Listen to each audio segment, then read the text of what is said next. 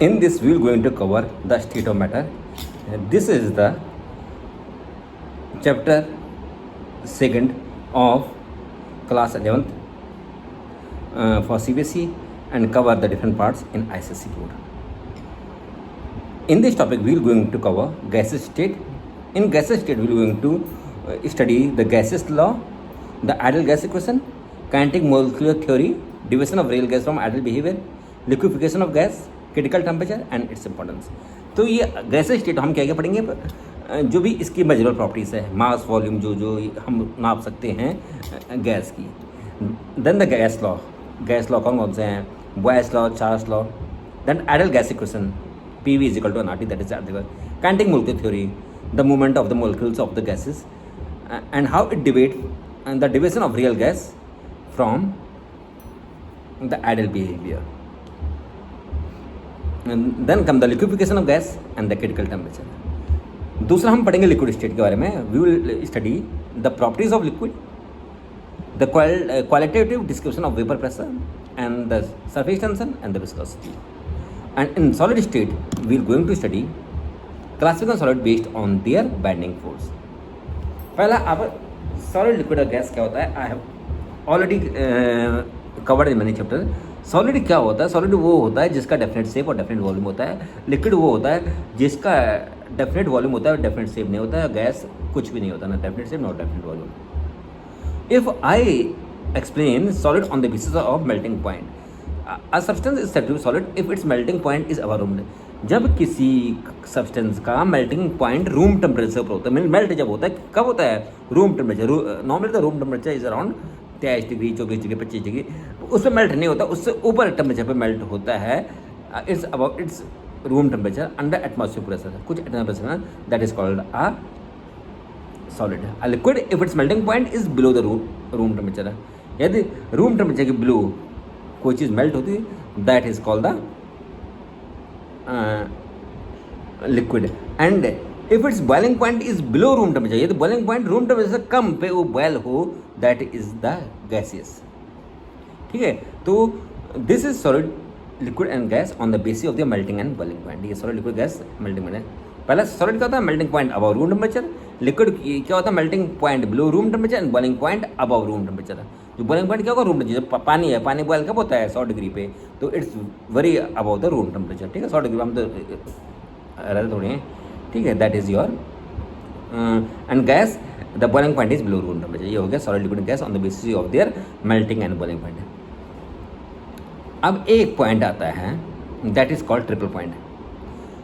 अब कोई ना कोई टेम्परेचर ऐसा आएगा जब तीनों एक साथ को एग्जिट करते हुए, the temperature at which all the three phase exit to that is solid liquid and gas. जहाँ पर तीनों फेसेस एक साथ को एग्जिट करते, that is called the triple point. उसे हम उसका ट्रिपल पॉइंट कहते हैं.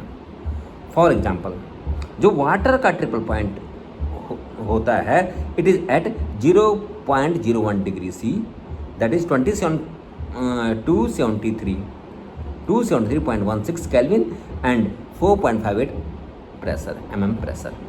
ठीक है, जहाँ पर कोई भी सब्सटेंस एक साथ तीनों रूप में को एग्जिट करता है. For example, water exit in all three phase. Solid ice हो गया, वाटर लिक्विड हो गया और वाटर वेपर गैस हो गया, साइमल्टेनियसली एट 0.01 डिग्री C और 273.16 केल्विन एंड 4.5 mm. इस पॉइंट को हम कहते हैं ट्रिपल पॉइंट. तो the triple point of water is 0.01 degree C. Okay, that is. Now the comparison of solid liquid और गैस के बीच में मैंने कंपेरिजन बता चुका हूँ कई दफ़े. सॉलिड में क्या होता है, मोलिक्यूल्स क्लोजली पैक्ड होते हैं, लिक्विड में थोड़ा लूजली पैक्ड, और गैस में तो बिल्कुल ही पैक नहीं होते. They are very far apart from each other. The force of attraction is maximum in case of solid. Solid में सबसे ज़्यादा फोर्स ऑफ अट्रैक्शन मैक्सिमम होगा, तब वो रिजिड है, और it's weaker then solid liquid में. गैस में तो ना के बराबर होता है. इसलिए सॉलिड की डेंसिटी बहुत ज़्यादा होती है, लिक्विड की डेंसिटी बीच बीच में होती है, और गैस की तो बिल्कुल नहीं होती, लो डेंसिटी होती है. अब सॉलिड में जो एनर्जी होती है, they possess the least energy. The liquid में हम सॉलिड से ज़्यादा, लेकिन गैस से कम, और गैस में सबसे ज़्यादा होती है एनर्जी. और शेप के बारे में बता दें मैं, they have definite shape, definite volume. Liquid में डेफिनेट शेप नहीं होती है, वो डेफिनेट वॉल्यूम होती है. गैस में कुछ भी नहीं होता है। सॉलिड में देखो, अभी जो कोई गैप ही नहीं होगा तो कहाँ कंप्रेस होगा, तो solid possess least compressible. Solid में कोई ना, जब गैप ही नहीं होगा तो जब गैप ही नहीं है तो कहाँ कंप्रेस होगा, कोई जगह ही नहीं है कंप्रेस हो, तो they are least compressible. Liquid have higher compressibility and thermal expansion, and gases possess the highest compressibility and thermal expansion. Expand में ज़्यादा होते हैं, उसमें एनर्जी ज़्यादा है, दैट्स वाई। अब है intermolecular forces versus thermal energy, ये दोनों आपस में वाइस वर्सा है। We know that the intermolecular force of attraction is maximum in solid and minimum in किस में, गैस। तो थर्मल एनर्जी उल्टा होता है, it is maximum in gas and minimum in solid. ठीक है, इसका कारण वही है मोशन ऑफ पार्टिकल्स, मोलिक्यूल्स के जो पार्टिकल्स होते हैं उसके चक्कर में होते हैं। Now we will be starting your gas state. अब हम गैस स्टेट स्टार्ट कर रहे हैं। कौन सा स्टेट, गैस स्टेट। पहला गैस स्टेट में हम क्या करेंगे, पहले प्रॉपर्टीज ऑफ गैसेस है ऑन द बेसिस ऑफ कोई भी जो प्रॉपर्टीज होती है गैस की, it obey certain law, that is called gas law. उसके बाद the aim of present section is there first to discuss the measurement of these properties of gas and then to discuss on the gas law. ठीक है, ये वो इस समय हम क्या करेंगे, पहले measurement of mass volume percent में हम डिस्कस करेंगे गैसेस का। In this section I will going to discuss all the measurement of mass volume pressure temperature. Measurement pressure volume and temperature को हम इसमें डिस्कस करेंगे। पहले आता है मेजरमेंट ऑफ मास। पहले क्या है, मेजरमेंट ऑफ मास। हमको गैस का मास नापना है, तो हमने क्या किया, एक एम्प्टी कंटेनर लिया, suppose it's W1। Empty container का जो वेट क्या है, W1 माना। फिर हमने उसको गैस से भर दिया, आई टुक इट W2। तो जो मास ऑफ द गैस क्या होगा, W2 minus W1, the mass of the gas plus container minus mass of gas, that is how we calculate the mass of the gas by the difference between the two masses. और जो amount of gas है, कितना amount of gas है, is usually express in terms of moles. ये moles मैं बता चुका हूँ कि हम जो अमाउंट कितना गैस है उसको हम किस में एक्सप्रेस करते हैं, we express it in term of moles. हम मोल्स में एक्सप्रेस करते हैं। नंबर ऑफ मोल्स क्या होता है, कितना मास गैस का आया अपॉन उसका मोलर मास क्या है। सपोज 30 ग्राम आया और ऑक्सीजन का किसी सिलेंडर में, तो उसका मोलर मास क्या था ऑक्सीजन का, इट्स O2 Cl2 तो 30/32, that is the number of moles. इतना मोल्स उसमें है। और we can also the moles can be converted into the number. हम मोल्स को नंबर ऑफ मोलिक्यूल्स में हम ये भी बोल सकते हैं कि उसमें इतने नंबर ऑफ मॉलिक्यूल्स हैं बाय, क्योंकि 1 मोल में होते हैं, 1 mole is equal to Avogadro number of molecules. Avogadro number क्या होता है, 6.022 × 10⁻23। तो 1 moles is equal to 6.022 × 10⁻23 molecules. Okay, this is the mass value. अब सेकंड आता है वॉल्यूम। वॉल्यूम कैसे नापना है हम, ठीक है। तो जो वॉल्यूम कंटेनर का होगा वही वॉल्यूम गैस का होगा। तो the gas fill the whole of the vessel in which it is put, hence the volume of gas is equal to the volume of the container. Okay, इसकी ऐसा unit क्या होती है, मीटर क्यूब होती है। ठीक है, बट ये बहुत बड़ी है, तो इससे हम इसको we measure in ml and litre में हम इसको मेजर करते हैं। 1 litre is equal to 1 litre में कितना था, 10⁻³ centimetre cube, that is 1 dm³ या 10⁻³ metre cube, that is 1 litre. Now we measure, simple हम इसको लीटर या ml में मेजर करते हैं। 1 ml में होता है 1 सेंटीमीटर क्यूब। ठीक है, तो 1 सेंटीमीटर क्यूब तो 10⁻³ सेंटीमीटर क्यूब का मतलब हो गया 1000, तो 1 लीटर 1000 ml, दैट्स इट। ये तो इसके बाद अब है मेजरमेंट ऑफ प्रेशर। प्रेशर को हम कैसे नापेंगे, प्रेशर को जो हम एटमॉस्फेरिक प्रेशर को किससे नापते हैं, बैरोमीटर से नापते हैं।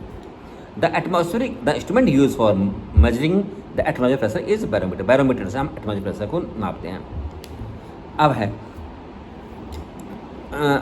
बैरोमीटर में जो हम यूज़ करते हैं, लिक्विड यूज़ करते हैं, दैट इज़ मर्कुरी। मर्क्यूरी क्यों यूज़ करते हैं? The height of the column in barometer is inversely proportional to density of liquid, hence mercury has high density. तो जो हाइट ऑफ द कॉलम है in a barometer is inversely proportional to the density, H is inversely proportional to density. The density of the liquid यदि high होगा तो उसकी height क्या कम होगी। ऐसा mercury has very high density, the height of the column set up is very convent for study. ठीक है, mercury is not, second is mercury is not, ऐसा नहीं कि मर्क्यूरी उड़ जाए, वेपर बन जाए। तो mercury is non volatile at room, hence the vapour pressure due to mercury. तो मर्क्यूरी का ना कोई वेपर नहीं निकलता, तो इसलिए हम उसको क्योंकि हम गैस का नाप रहे हैं तो पता चला ये भी उड़ जाए तो हाँ, इसमें वो आ जाएगा, वेरिएशन आ जाए। तो सिंस द मर्क्यूरी का जो वेपर प्रेशर होगा लगभग ना के बराबर होगा, is negative, hence it is use for this, that is atomic pressure.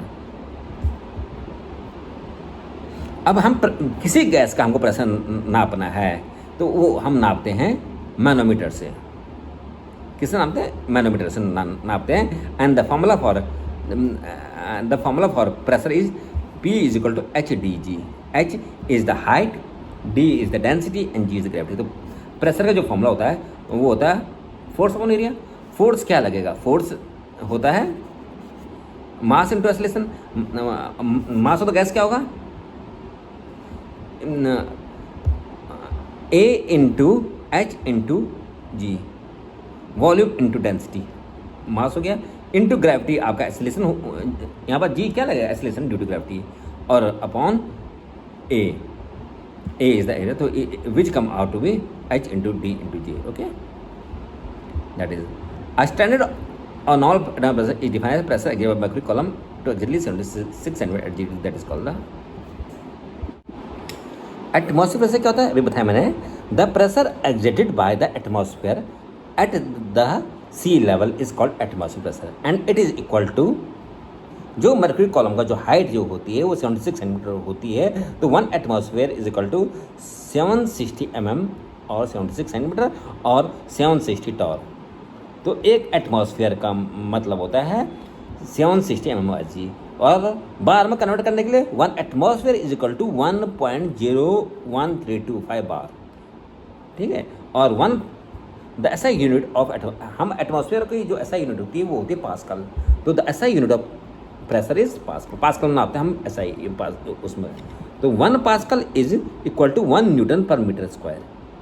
Okay, तो 1 atmosphere is equal to 101,325 pascals, या 1.01325 इंटू 10⁵ पास्कल। तो एक एटमॉस्फेयर में याद रखना हमेशा 1 atmosphere is equal to 1.01325 Pascal's.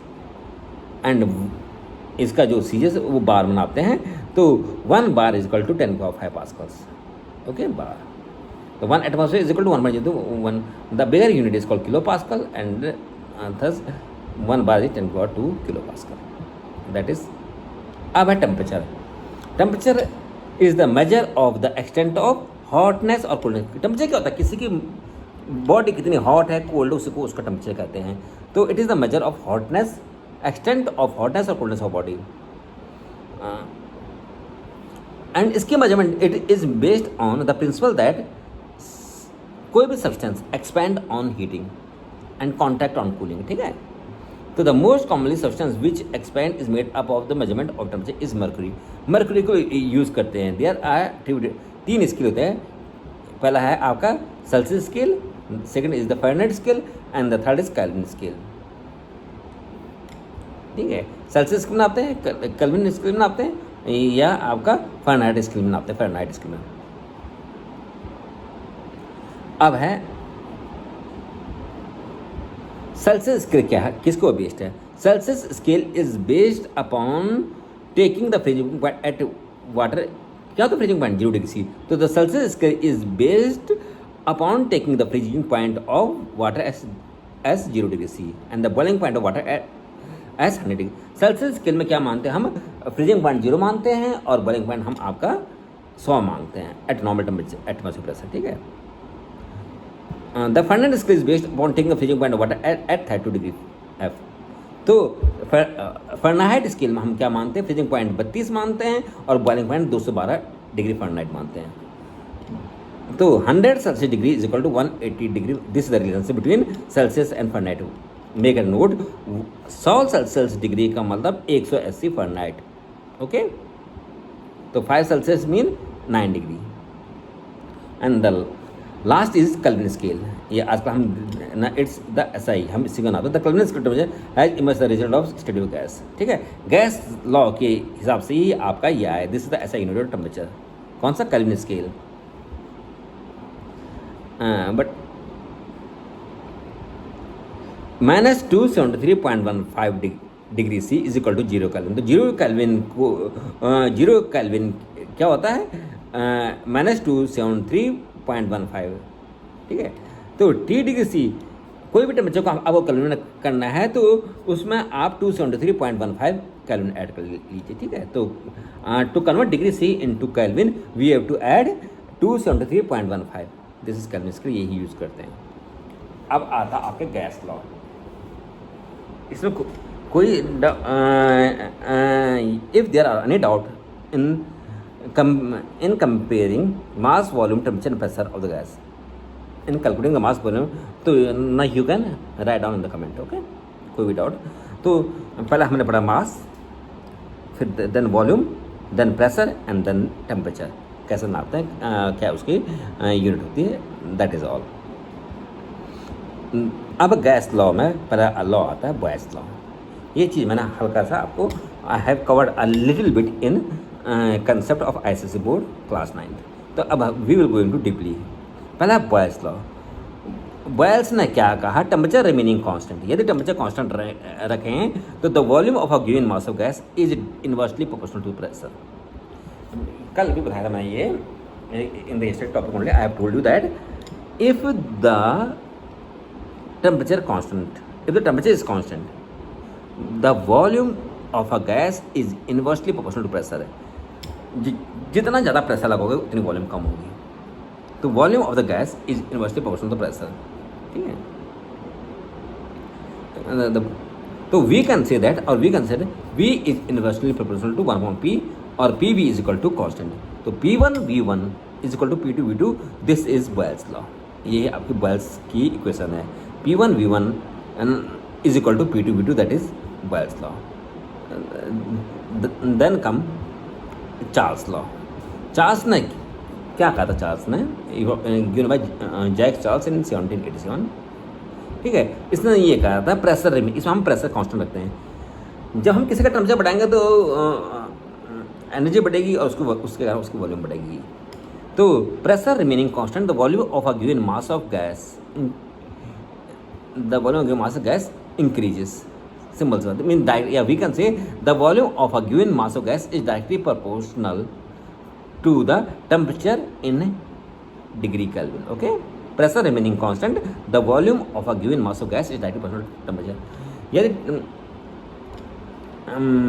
आपका प्रेशर कांस्टेंट रहेगा तो यदि टेम्परेचर बढ़ता है तो उसकी वॉल्यूम भी बढ़ेगी। तो ठीक है, pressure remaining constant, the volume of given mass of gas is directly proportional to the temperature in Kelvin. तो V1/T1 is equal to V2/T2, that is your Charles law, okay। अब है combining Boyle's law and Charles law, we get gas equation। तो P1 V1/T1 is equal to P2 V2/T2, that is gas equation, ठीक है। तो दोनों को combine करके we get your gas equation. अब आइडियल गैस इक्वेशन ये क्या होता है? Ideal gas equation, what is ideal gas equation? The equation which give the simultaneous effect of pressure and temperature on the volume of gas is known as ideal gas equation. जो equation जो मैंने बताया ना P1 V1/T1 is equal to P2, ये simultaneously बताता है कि what is the effect of pressure and temperature on the volume. Pressure और टेम्परेचर की कैसे अफेक्ट करता है वॉल्यूम ऑफ द गैस को, that is called your ideal gas and the equation is called ideal gas equation, ठीक है। That is P1 V1/T1 is equal to P2 V2/T2। अब हमको पता है और इसे हम ये भी कर सकते हैं, एक R कांस्टेंट मानते हैं यूनिवर्सल गैस कांस्टेंट, तो हम ये भी कर सकते हैं PV/T is equal to is directly proportional to N. Okay, so PV is equal to PV upon T is equal to NR, where R is a gas constant, or PV is equal to nRT. This is ideal gas equation. PV is equal to nRT. nRT for n moles of gas. R is the gas constant and T is the temperature in Kelvin. So this is PV is equal to nRT. अब है standard और normal temperature क्या होता है. Standard और normal temperature STP, standard और normal temperature and pressure है, या हम उसको कहते हैं स्टैंडर्ड प्रेशर या उसे कहते हैं नॉर्मल टेम्परेचर प्रेशर. टेम्परेचर होता है 273 केल्विन एंड प्रेशर होता है 1 atmosphere, that is STP. 1 atmosphere pressure और 273 kelvin is called STP. Okay, this STP. उसी को हम वो भी बोलते हैं क्या, नॉर्मल टेम्परेचर प्रेशर भी बोलते हैं. तो this is your what STP. Gas constant की जो वैल्यू होती है एट STP इज 0.0821. ये याद रखना है, 0.0821 litre atmosphere per degree per mole. This is the numerical value of gas constant.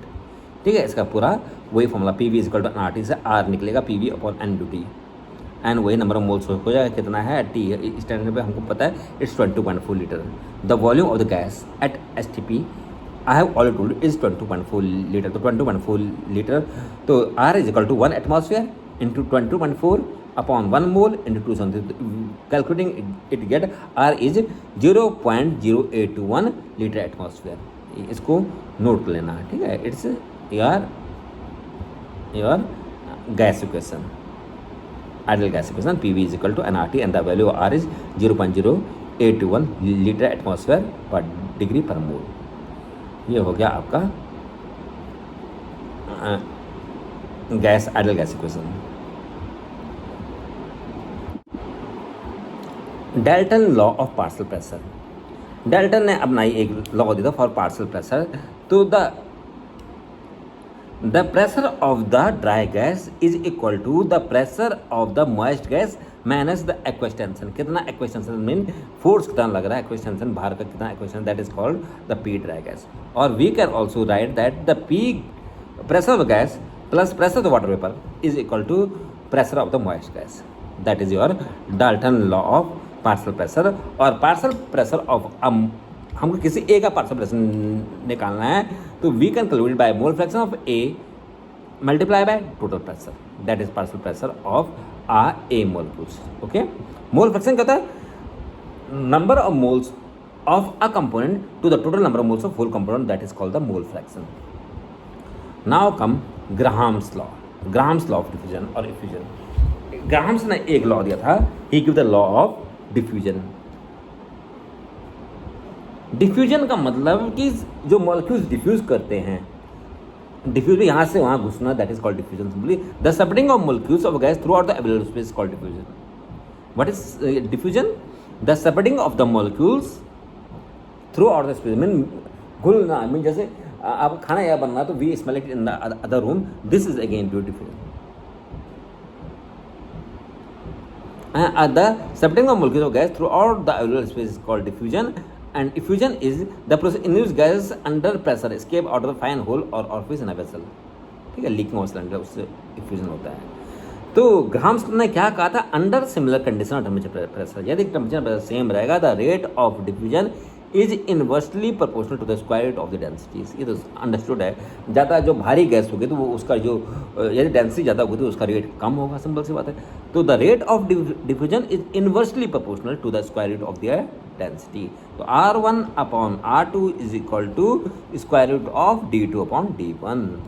तो the rate is of diffusion is inversely proportional to their density. Okay, so this is Graham's law of diffusion. Now we will study kinetic molecular theory of gas. This I have already covered in the previous units. Please, for this please go to that kinetic theory of gases for this. Okay, the other unit I have already covered. Please, the channel will be shared in the link in the comment below. Okay, please go there. Division of the ideal gas, division from ideal gas, that is study of real gas. जो ideal gas equation है PV is equal to nRT is just hypothetical और theoretical. इससे दूर दूर तक real gas का कोई वो नहीं, मतलब नहीं है. बिकॉज जो आइडियल गैस क्या होती है, gas which obey the ideal gas equation PV is equal to nRT under all condition जब प्रेशर इज कॉल्ड गैस. जो कि PV is equal to nRT gas law को ओबे करे अंडर ऑल कंडीशन जब pressure is called gas law. However there is no such gases which obey this gas equation, so they are called the real gas. ठीक है, ये gas law fail है तब obey करते हैं when the pressure is low. जब pressure बहुत कम होगा and the temperature is very high. ठीक है, जब pressure when the pressure is low then the volume is high, तो इसलिए तो ज़्यादा दूर दूर होंगे तो इसलिए ये ओबे कर सकते हैं. लेकिन ऐसा तो नहीं कि when the pressure is very high and the temperature is very low, then they do not obey this equation at all. So they are called the real gas. अब study of deviation. Study of deviation हमने study किया था. The extent to which real gas deviate from the ideal behavior can be currently studied in the form of quantity Z, which is called the compressive factor. जब हम high pressure लगाएंगे तो compress होता जाएगा, तो उस के कारण एक जो फैक्टर होता है that is the compressibility factor. ठीक है, on give the high pressure and low temperature. तो for an where Z is equal to define as and Z is equal to PV is equal to nRT and Z is equal to PV upon nRT. For an ideal gas PV is equal to nRT, तो Z क्या हो जाएगा, 1 हो जाएगा. For a real gas के लिए PV is not equal to nRT, तो Z is not equal to 1, hence 2 cases arise. अब है देखो ना, आइडियल गैस इक्वेशन क्या है, PV is equal to nRT. हमने कहा था कि कंप्रेशन फैक्टर के कारण ये इक्वेशन फॉलो नहीं करता है. कंप्रेशन फैक्टर क्या होता है कि हाई प्रेशर डालेंगे तो वो और टेम्परेचर लो करेंगे तो वो क्या हो जाएगा, कंप्रेस हो जाएगी वो गैस, और वही बाद हम पढ़ेंगे वो लिक्विड बन जाती है. उसके बाद क्रिटिकल, उसके बाद वो तो अलग चीज़ है. और फिलहाल हमें ये पढ़ना है कि जो कंप्रेशन फैक्टर है वो क्या होता है, Z is equal to PV upon nRT. यदि आइडियल गैस है तो PV is equal to nRT और यहाँ पर जेड की वैल्यू 1 होगी तो PV इज इक्वल टू, होता नहीं कुछ ऐसे. For a real gas PV is not equal to nRT और Z is not equal to 1. When Z is small than 1, यदि कंप्रेशन फैक्टर 1 से कम है, the gas is said to show negative deviation. Gas ये दिखाता है कि वो नेगेटिव जो nRT है वो नेगेटिव डिविएशन दिखा रहा है. This implies that gas is more compressible then expected from ideal behaviour. ये दिखाता है कि हम गैस को ज़्यादा कंप्रेस कर सकते हैं then the expected from ideal behaviour. When Z is greater than 1, यदि 1 से बड़ा है, it show that it is in positive deviation, it is showing positive deviation, and it implies that the gas is less compressible and then expected. ये less compressible है than what was expected from the ideal gas. तो strong repulsive, and this is attributed to the predominance of the strong repulsive force. तो जो molecules हैं उनमें बहुत ज़्यादा repulsive force है. Greater the departure in the value of Z from the unity, greater is the division from ideal behaviour. जितना ज़्यादा Z की वैल्यू दूर जाएगा तो उतना ज़्यादा डिविजन होगा, तो अंडरस्टूड है. ये दूर होगा तो it will show more division.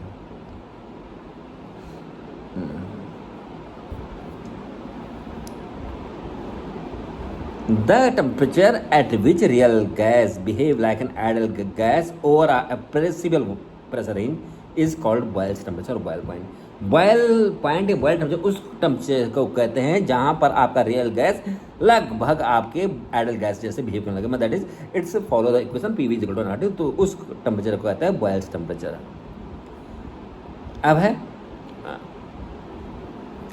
Causes of deviation from ideal behaviour. Ideal behaviour से क्यों वो क्या हो रहा है, real gas, why real gas is deviating from the ideal behaviour, ideal gas. तो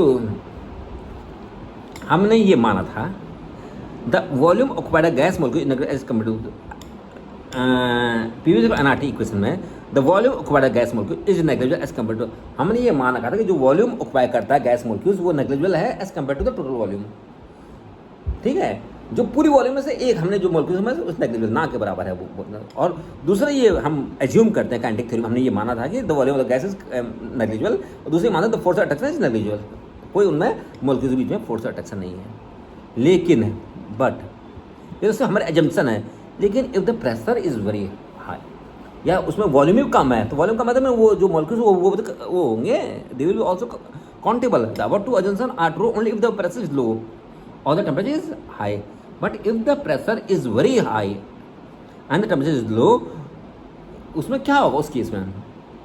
The force of attraction or repulsion between the molecules may not be negligible. Okay, so जब हमने प्रेशर ज़्यादा दिया तो फोर्स ऑफ अट्रैक्शन भी बढ़ जाएगा ना, force of attraction will be more and the volume occupied by the gas may be so small that the volume occupied by molecules may not be, हम उसको कंसिडर करना ही पड़ेगा। समझ गए? जब प्रेशर बहुत ज़्यादा है और वॉल्यूम क्या है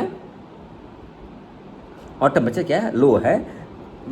काइनेटिक थ्योरी में क्या कहता है? काइनेटिक थ्योरी ये कहता है, काइनेटिक थ्योरी में हमने माना है कि जो मॉलिक्यूल्स हैं वॉल्यूम है मॉलिक्यूल्स की वो negligible as compare to total volume. और दूसरा हमने ये माना है there is no the force of attraction is negligible, mean कुछ नहीं होता फोर्स ऑफ अट्रैक्शन मॉलिक्यूल्स के बीच में। लेकिन जब हमने pressure, the pressure is very high, ये हमने प्रेशर बहुत ज़्यादा लगाया या प्रेशर इज़ वेरी हाई, तो हम उस केस में फोर्स ऑफ अट्रैक्शन नेग्लिजिबल नहीं मान सकते हैं।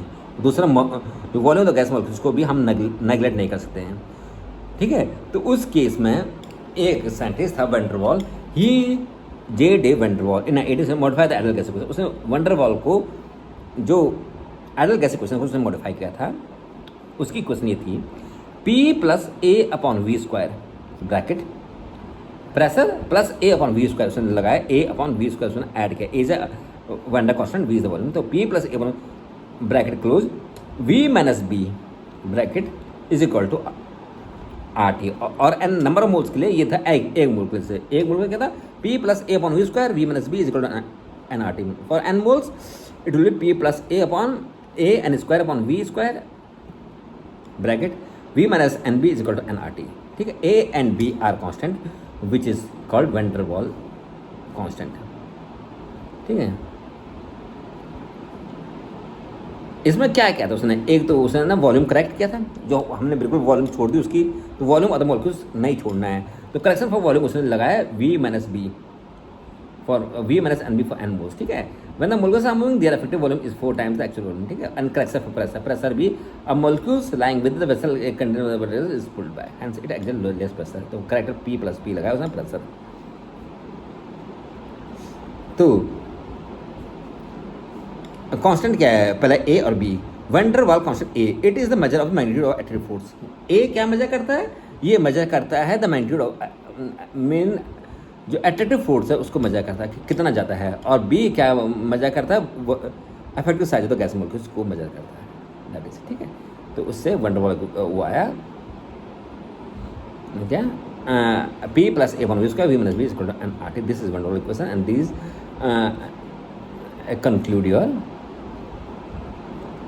conclude your ideal gas and real gas। Now the difference between ideal gas and real gas। Ideal gas और रियल गैस में क्या डिफरेंसेस है? आइडियल गैस क्या करता है? It's obey gas law under all condition. हर अंडर ऑल कंडीशन, यदि कोई टेम्परेचर कैसा भी हो, प्रेशर कैसा भी हो, it will obey gas law, Charles law and gas equation. लेकिन आपका रियल गैस नहीं करते, it obey the gas law under only low pressure and high temperature. इसमें ही वो ओबे करता है gas law. One no gas, कोई भी गैस आपके आइडियल नहीं है, ऑल गैसेज आर रियल, सारे गैस रियल है। वॉल्यूम ये क्या मानता है? Volume occupied by the molecules is negligible as compare to volume, volume occupied by molecules is not negligible as compare to. ठीक है, आइडियल गैस मानता है वॉल्यूम ऑफ द गैस, जो गैस मॉलिक्यूल्स का जो एक मॉलिक्यूल्स है उनके वॉल्यूम नेग्लिजिबल, लेकिन जो रियल गैस नहीं मानता है। The force of attraction on the molecules, ये बोलता है कि काइनेटिक थ्योरी में the force of attraction between the gas molecules is negligible, but the force of attraction among the molecules cannot be neglected at high pressure and low। ठीक है, तो It obey other gas equation P is equal to nRT. It's obey van der Waal equation P plus a n square upon v square bracket बंद v minus n b is equal to nRT. अब आता आपका ये हो गया ideal gas and real gas. Now come liquefaction of gas. यदि हम pressure लगाते जाएं और टेम्परेचर कम करते जाएं तो जो गैस है विल चेंज इट्स स्टेट. वो क्या बन जाता है? लिक्विड बन जाता है. ठीक है. The liquidation gas take place when the intermolecular force of attraction become so high that they bind the gas to form the liquid state. Simple सी. तो a gas can be liquefied by cooling और by applying pressure और combination of that is called liquefaction of gas. Gas का liquid बनना है. कोई भी चीज़ आपने ज़्यादा गैस को हाई बहुत ज़्यादा प्रेशर लगाओ और उसका टेम्परेचर बहुत कम कर दो तो क्या बन जाएगा? लिक्विड बन जाएगा. अब आता है क्रिटिकल टेम्परेचर. क्रिटिकल टेम्परेचर क्या होता है? क्रिटिकल टेम्परेचर ऑफ गैस में भी define as a temperature above which it can not be liquefied. अब लिक्विड बन जाए, लेकिन एक टेम्परेचर ऐसा होता है जिसके बाद वो अब आगे लिक्विड नहीं बन सकता है. That is called your critical temperature. The critical temperature of gas में भी define as a temperature above which it can not be liquefied. However high कितना आप प्रेशर लगा लो वो लिक्विड नहीं बनेगा तो नहीं बनेगा. That is called the critical temperature. और जो प्रेशर रिक्वायर्ड होता है to liquefy the gas at a critical temperature is called the critical pressure. उसे कहते हैं क्रिटिकल वो. ठीक है. तो critical temperature is the temperature above which the gas cannot be converted into liquid however high pressure is applied. That is called and critical pressure क्या होता है? The pressure required to liquefy the gas at critical temperature is called critical pressure. And the volume occupied by 1 mole of the gas at critical temperature is called the critical volume. ठीक है. That is critical temperature, critical volume, and this all finish your gases state. ये पूरा आपका gases state पूरा finish हो चुका है of the unit 2. ठीक है. The kinetic theory have already be explain and the link will be said it. That's conclude your gases state. मैं स्टेट ऑफ मैटर में गैस स्टेट कंक्लूड हो गया. Now we move to liquid. Now the liquid state. अब आता है आपका liquid state. A liquid state may be considered as an intermediate state between the gas and the solid. Solid और gas के बीच जो intermediate state है that is the liquid state. The behavior of the liquid have been explained earlier on the basis of kinetic theory. क्या होता है? Simply a liquid is having definite volume but no definite shape. Okay? Kinetic molecular theory of liquid क्या कहती है? इसकी main postulates क्या हैं? It is made a liquid is made up of molecules. Molecules से बनता है. The molecules of the liquid are close together, आसपास हैं, quite close together. ज़्यादा बहुत close नहीं, but quite close together. Force of attraction are the interval force of attraction in a liquid are quite large होता है. The molecules of a liquid are in a state of जो molecules है they are motion में हमेशा चल ही रहे वो they are in constant rapid motion. And जो kinetic energy of the molecules of the liquid है डायरेक्टली प्रोपोर्शनल टू जितना ज़्यादा टेम्परेचर बड़ा होगा उतना ज़्यादा उसकी काइनेटिक एनर्जी बढ़ती जाएगी. तभी वो अपना स्टेट चेंज करता है. तो the average kinetic energy of the molecules of a liquid directly proportional to the absolute temperature. Absolute temperature क्या होता है? वही डिग्री केल्विन जो होता है that is the absolute temperature. अब है प्रॉपर्टीज ऑफ लिक्विड. लिक्विड की कुछ प्रॉपर्टीज. पहला क्या है? Shape. They do not have definite shape. Volume, they have a definite volume because of the intermolecular force of attraction, इसलिए उनको वॉल्यूम होती है. And density, their density is less than solid but more than gas. And compressibility, they are less compressible than gas but more than solid. Diffusion, they diffuse like gases but the diffusion is slower than gases. And vapor pressure, ठीक है. Vapour pressure, the pressure exert by the जो भी आपका जब vapour बनते हैं liquid का जो प्रेशर एक्सिट करता है that is called the vapour pressure. तो vapour pressure liquid at any time may be defined as the pressure exert by the vapour present above the liquid in equilibrium with the liquid at that temperature is called the vapour pressure. तो vapour pressure किसी liquid का क्या होता है? Pressure exerted by the vapour present above the liquid. जो liquid के ऊपर जो वेपर प्रेजेंट होते हैं when it in equilibrium with the liquid at that temperature. ये लिक्विड है उसके ऊपर जो वेपर है और जो लिक्विड है इन इक्विलिब्रियम में, दैट इज कॉल्ड द वेव प्रेशर। ये होता है ड्यू टू इवापोरेशन। हमेशा इवापोरेट कोई भी चीज़ अपना आप ही एट रूम में जाए इवापोरेट होती रहती है, इसके कारण वेव प्रेशर होता है। अब है what are the important result due to evaporation. Evaporation से क्या होता है? Cooling cause by evaporation. हमेशा जहाँ पानी होगा उसके पास हमेशा ठंडा रहेगा, बिकॉज इवापोरेशन कॉज कूलिंग। अब फैक्टर अफेक्टिंग वेव प्रेशर, कौन से फैक्टर है जो वो करते हैं वेव प्रेशर अफेक्ट करते हैं? लिक्विड कैसा है, नेचर ऑफ द लिक्विड, ठीक है। हर लिक्विड का वेव प्रेशर अलग अलग होता है। एंड अफेक्ट टेम्परेचर, जब बढ़ाओगे तो ये अंडरस्टूड है कि जो आपका वेपर बढ़ेगा तो द इंक्रीज वेव pressure as directly proportional to the temperature. Now come boiling and boiling point. वेव प्रेशर अपना भी होता है at all temperature, and boiling हमें करना पड़ता है एट पर्टिकुलर टेम्परेचर। तो बॉइलिंग पॉइंट क्या होता है? Boiling point is defined as the temperature at which the वेव pressure of the liquid become equal to the external pressure. Boiling point वो टेम्परेचर जहाँ पर जो वेव प्रेशर होगा लिक्विड का वो बनेगा इक्वल टू द जो बाहर का जो प्रेशर है एटॉमिक प्रेशर उसके इक्वल बनेगा, that is called the boiling. Boiling point is the temperature at which the वेव pressure of the liquid become equal to the external pressure, that is atomic pressure, ठीक है। जिस temperature पे जैसे पानी है, the boiling point what is 100 degree, इसका 100 degree से में जो वेव प्रेशर है पानी का और जो एटॉमिक प्रेशर वो दोनों इक्वल हैं, that is called boiling point. Now the difference between boiling point and evaporation, मैंने कहा था evaporation take place at all temperature. Evaporation होता रहता है हर टेम्परेचर पर, boiling take place at a particular temperature. और इवापोरेशन कहाँ से था? It only take place from the surface of the liquid. Boiling involve the formation bubbles from below surface. Boiling कहाँ से होता है? पूरे से सब सारे मोलिक्यूल से होगा, अंदर से भी सबसे होगा। अब आता है heat of vaporisation. Heat of vaporisation, the amount of heat required to change 1 mole of liquid state into vapour state, boiling point is called the heat of vaporisation. Simple सी बात है, 1 मोल ऑफ लिक्विड को हमको उसको vapour में करने के लिए कितना हीट चाहिए at its boiling point is called its heat of vaporization. Okay, this is for heat of vaporization. Surface tension, surface tension क्या होता है? It is defined as the force acting at right angle, जो force act करी at right angle to the surface of the liquid, जो पूरी entire length है liquid की surface की, उसके ऊपर जो फोर्स एक्ट करी that is called the surface tension. तो इट्स एसआई, इसकी एसआई यूनिट होगी force acting per unit length, तो force upon length is its SI unit. Now come surface tension. Surface tension के कारण कुछ रिजल्ट्स है। हमेशा जो आपका बबल्स होता है वो हमेशा स्फेरिकल क्यों होता है? Surface tension try to decrease the surface area of liquid.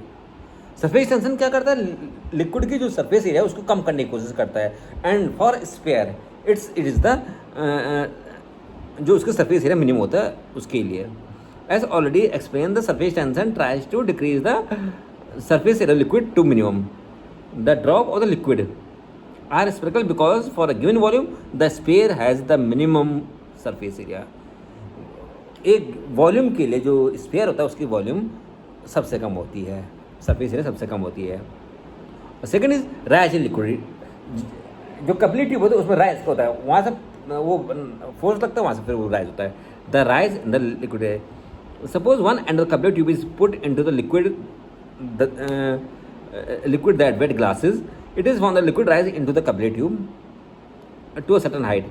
The rise is due to the inward pull of the surface tension known as adhesive force, ठीक है।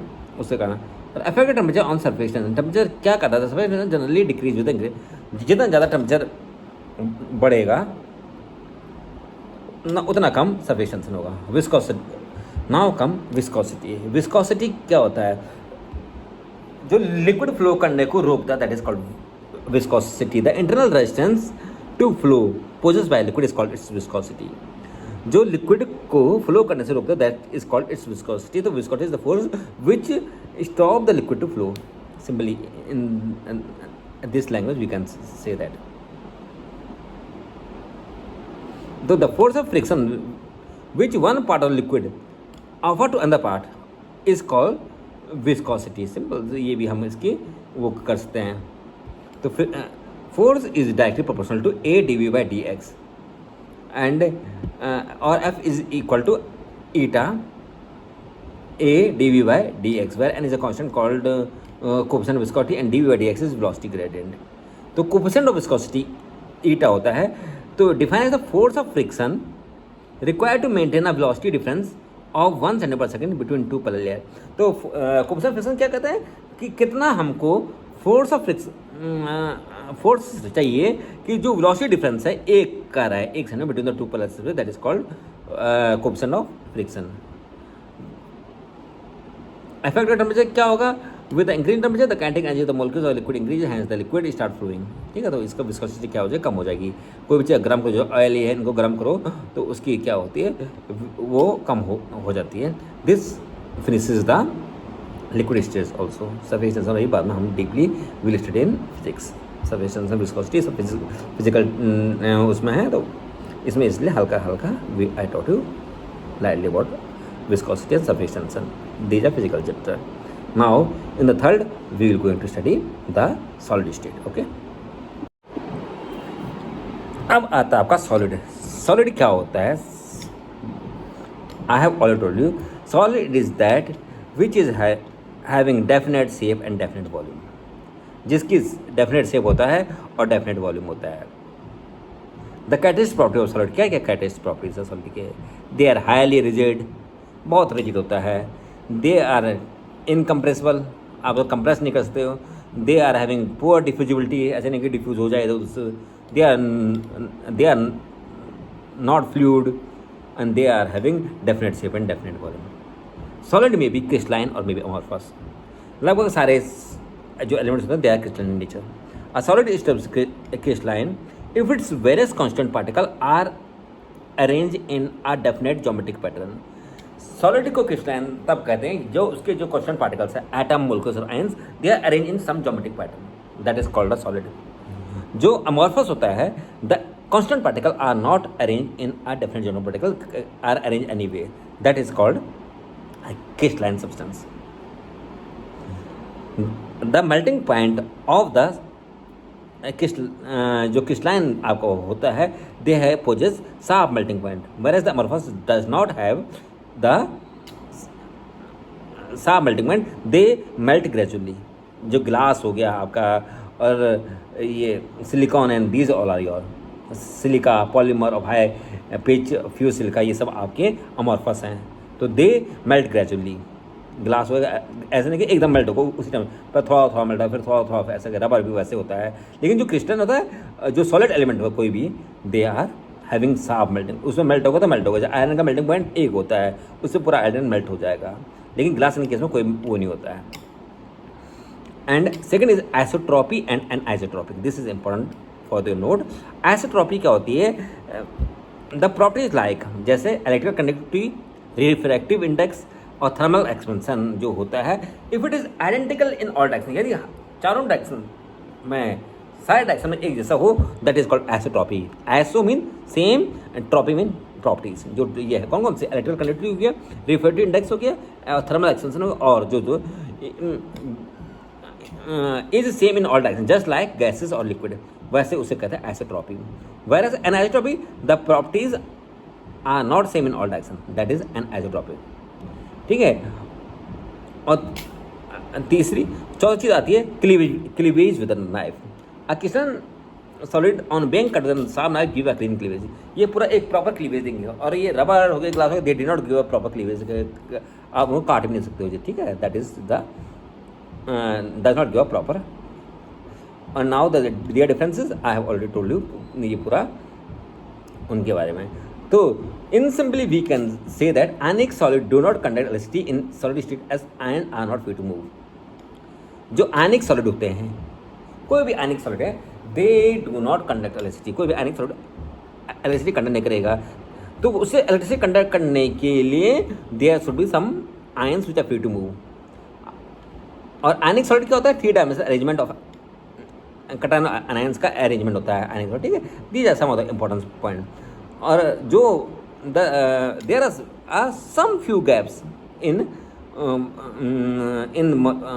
इन द मॉलिक्यूल्स या in the arrangement of solid, तो these are called kernel कहते हैं। वो जो gap है simultaneous attack between the kernel and the mobile electrons which hold the kernel together is called the metallic bond. तो metallic bond में जो metals की जो एटम या मॉलिक्यूल जो गैप है उनके को जो स्ट्रांगली होल्ड करता है that is called the metallic bond. Okay, ये तो खैर these all will going to study in structure of atom, that's it, this is the point and this conclude your full chapter the state of matter. Okay, metallic bond ये सब कुछ these will be going to study deeply in what the chemical bonding and all. Okay, this conclude your state of matter.